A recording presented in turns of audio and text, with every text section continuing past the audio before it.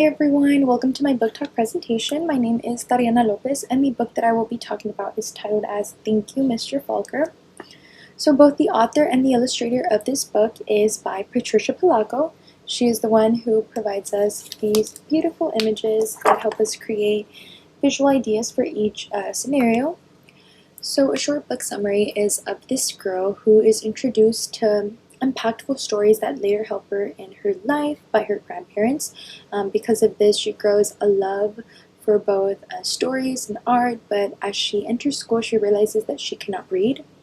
So with that, she becomes insecure, she thinks she's dumb, and she also gains bullies for it. So she is uncomfortable, she is sad, she feels limited, and eventually her mom enters a new teaching job, and that results in them having to move elsewhere. And so Trisha is unfamiliar with everyone, everything's new, the environment is new, but fortunately is presented to Mr. Falker, a kind teacher who eventually notices her learning difference and takes the time and is patient with her and makes that effort to help her know how to read and help her know and learn those abilities that she never once was taught. And Trisha is finally able to regain that confidence that she once lacked. So the setting of this book is mainly takes place in both her previous and her present classroom. The characters of this book are Trisha herself, her grandparents, her bullies, and Mr. Falker. So the main events of this book is Trisha's grandparents planting this saying that I will present right now because I think it is important to do so. So here we have Trisha's grandfather and Trisha herself. She was very young, but they had, to my understanding, they had this tradition where it was someone who was young about to enter school, and it was kind of the saying that they would say correlated to them starting school and them preparing themselves to know that to truly learn is to challenge yourself and to be motivated and whatnot. So what they would do is they would make them hold a book and they would add a spoonful of honey onto the book. They would ask how it would taste, and obviously they would usually say sweet, so then all the family would say in a single voice this certain saying, and it says, yes, and so is knowledge, but knowledge is like the bee that made that sweet honey. You just have to chase it through the pages of the book. And so I think that's very inspiring because it just kind of shows that to truly learn the concept of something, you have to truly challenge yourself, you have to truly want it to stay motivated, you know? And I think that her grandparents always planted that belief into her, but as she entered school, she became very unmotivated. So that was one of the main events, and then Trisha eventually entering school and realizing that she is unable to read, and then finally Mr. Falker giving her the right tools, the right resources to help her learn how to read and gaining that reassurance in herself that she once lacked. So the disability presented in this story is dyslexia. So the main conflict of this book is Trisha's struggle with reading.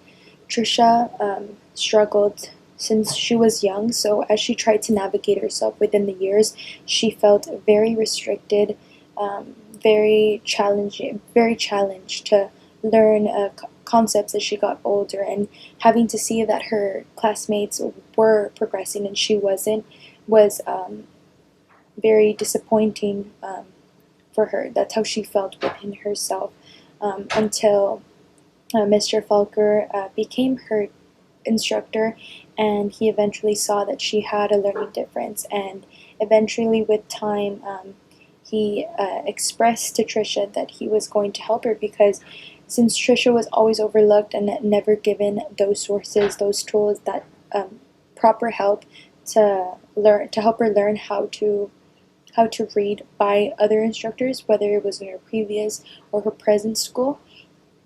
She became a very isolated girl as she got older, and her bullies also took played a huge role in this story, because if she didn't know how to read, it was already complicated for her, and so her bullies picking at her was kind of the cherry on top. Was just making They were just worsening it, and so Mr. Falker, when he finally expresses to her that she has a learning disability and identifies what it is, he makes the proper time um, to help her learn how to read, and with that, she finds value in herself. And since her grandparents always had planted that belief in her, Mr. Falker was the one that made that a reality, and so um, she kind of correlated all these situations happening and finally understood how it all made sense in the end. So the lesson the characters learn is when Trisha finally learns how to read, um, because of Mr. Falker, she realizes that planted belief that um, her grandparents always gave her was right all along. Since she was a girl, like I had previously presented, um, they would always claim that she was someone who was intelligent and full of creativity.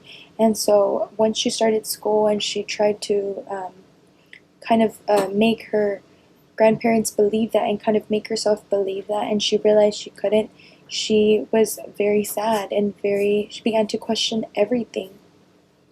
But until she was introduced to Mr. Falker and Mr. Falker decided to help her, she she was finally able to conquer that fear, to surpass that hardship.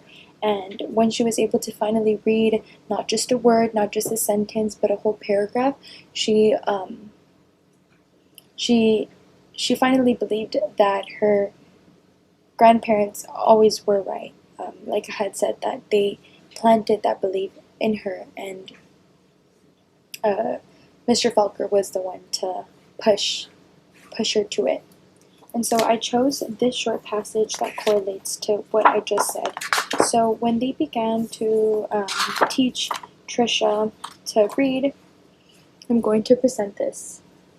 Now, almost every day after school, she met with Mr. Falker and Miss Plessy, a reading teacher. They did a lot of things she didn't even understand. At first, she made circles in sand and then big sponge circles on the blackboard, going from left to right, left to right. Another day, they flicked letters on a screen and Trisha shouted them out loud. Still other days, she worked with wooden blocks and built words. Letters, letters, letters, words, words, words. Always sounding them out, and then she felt good. But though she'd read words, she hadn't read a whole sentence, and deep down she had still felt dumb. But though she'd read words, she hadn't read a whole sentence, and deep down she still felt dumb. And then one spring day, had it been 3 months or 4 months since they had started, Mr. Falker put a book in front of her. She'd never seen it before. He picked a paragraph in the middle of a page and pointed at it, almost as if it were magic or as if it light poured into her brain. The words and sentences started to take shape on the page as they had never before. She marched them off too slowly. She read a sentence, then another, and finally she'd read a paragraph and understood the whole thing. She didn't notice that Mr. Falker and Miss Plessy had tears in their eyes. So I chose this passage just like I had said previously before, that Trisha's grandparents always planted that belief in her that she was a smart girl and full of creativity, but she often felt restricted because she was very overlooked by other people, by certain instructors who didn't provide her that help. So once Mr. Falker helped her read and helped her gain that ability to read and learn like she had never did before, she realized that her grandparents were right, and she wasn't necessarily of short intelligence, but she was just never provided the resources until Mr. Falker was the one to do that. So what type of assistive technology could a student with dyslexia use? No tech, low tech, mid tech, or high tech? So I chose two, and the first one is a large print book. I think a large print book is necessary for students with dyslexia. As can see, there's certain gaps and not as much punctuation, and that I think will help the vision of a student with a learning disability, being dyslexia. And another one is the audiobook. I chose the audiobook because I think there should be a balance between both. I think to learn how to read is important, but to also like to also hear and visually see words for students with dyslexia is just as important. So I think it's important for it to be a balance of both, whether it be a worksheet, a long lecture, whatever it may be, that fits either or. So two accommodations or modifications that I chose. One of two that I chose is extra time on tests or assignments, mainly tests, because I think as a present instructor or future instructors, it is important for students to have or to know that they have that more support. I obviously do not think that a teacher should give a direct answer or just have students have the easy way out, but I think it should be important. I think it is necessary for students to have that more support from students, to be that helping hand whenever it is needed, whether it be like a context clue or a hint, whatever it may be. So another accommodation that I think is required is also guided notes. I think it is important for a student to have guided notes. I don't think it should be like that all the time, but I think whenever it is a long lecture with a lot of information, I think students can have like an information overload moment, or can just feel mentally burned out. And I feel like as an instructor is reading and say the student has guided notes, and say that student with dyslexia has guided notes, and they're barely learning the concept, I think they're just going to read as they go. And rather than just hearing and reading and personally writing it themselves, they're going to be understanding as the teacher is lecturing and as they're reading through each guided note. So what grade level or students would benefit and why? So I think grade levels between 2nd to 6th grade are very important for students to hear about this book, because I think that is the ages where they start discovering of whether they see someone with a learning disability or have a learning disability themselves. And just like Trisha, she was someone who became very isolated because she wasn't provided the support or the care. But I think it's important for them to know that they can reach out to any trusted adult, whether it be a teacher, whether it be a parent, whether it be someone close, whoever it is that they feel comfortable with, and know that even though a learning disability cannot go away, you can definitely improve from it. You can definitely learn new things from it, and to always feel comfortable enough to be able to reach out to someone, so that instructors or whatever it is that they feel comfortable to reach out to can be the helping hand. And so what I liked most about the book is that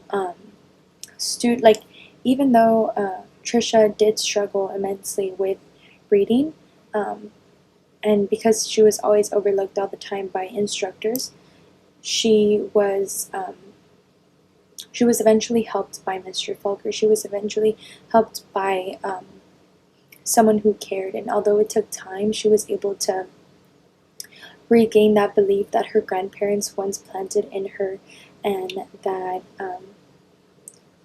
the overall story just shows that encouragement can give a child hope, but a caring teacher who takes action is what will either determine or help the student with their future. And so I think that is just very